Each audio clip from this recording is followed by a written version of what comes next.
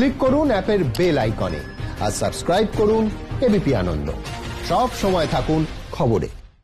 BJP যুব মোর্চার সভাপতি সৌমিত্র খাঁ কি জানিয়েছেন শুনবো, এবং একই সঙ্গে ময়ূরেশ্বরে তৃণমূল বিধায়ক কি জানিয়েছেন শুনবো।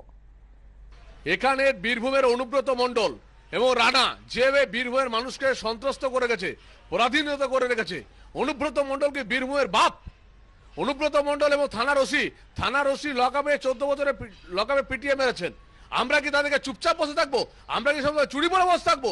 এটা প্রতিদিন আমাদের বিজেপি কর্মীরা হতে হবে। আমরা এবার মন্ত্রীদের ছেলেদেরকেও ছাড়বো না রাজনৈতিক ভাবে। এইভাবে যদি চলতে থাকে তাহলে রাজনৈতিক লড়াই হবে। বাগনানে দেখলাম, আমরা ব্যারাকপুরে দেখলাম। আমরা থানা থেকে শান্তিপূর্ণ ধরনের বসবো। আমরা যতক্ষণ না পর্যন্ত থানার ওসিকে গ্রেপ্তার না করা হচ্ছে ততক্ষণ পর্যন্ত আন্দোলন চলবে। আমাদের একটা টিম শিডিউল ট্রাইব কমিশন দিল্লিতে যাবে, আমাদের হিউম্যান রাইটস কমিশনে যাবে। যতক্ষণ না পর্যন্ত থানার ওসিকে গ্রেপ্তার না করা হচ্ছে আমরা অবলম্বন করব। এর পরিবার প্রথম থেকেই আমাদের তৃণমূলের সঙ্গে যুক্ত ছিল এবং ভবিষ্যতেও থাকবে, কারণ আমরা এটা একটা দুর্ঘটনা ঘটেছে, তার জন্য আমরাও মর্মাহত। পরিবারের পাশে থাকার জন্য আমরাও অঙ্গীকারবদ্ধ হয়েছি। তাদের বিজেপি দাবি করছে তাদের পরিবারের বিজেপির কোনো কাজ নেই বলে ওরা দাবি করছে, ওরা মিথ্যা দাবি করছে।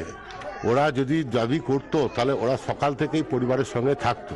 এটা একটা অরাজকতা দল, এদের কোনো বেস নেই। এরা কোনো একটা ইস্যুর উপর দাঁড়িয়ে সেটাকে চালাতে চায়, কিন্তু এই যে গন্ডগোলটা ঘটেছে থানা গেল মোল্লারপুর বন্ধের পূর্বেও দেখে আমাদের লাভ নেই। মানুষ আমাদের সঙ্গে আছে, ওরা বাইরে থেকে লোক নিয়ে এসে কিছু লোক নিয়ে এসে ধুমধুমার চেষ্টা করছে। এখানকার মানুষ বরদাস্ত করবে। কালকের বন্ধ কি হবে? বন্ধ হবে না, একদমই ব্যর্থ হবে। আপনারা কি রাস্তায় নেমে মোকাবেলা করবেন? যদি সেটা প্রয়োজন হয় তাহলে করতে হবে।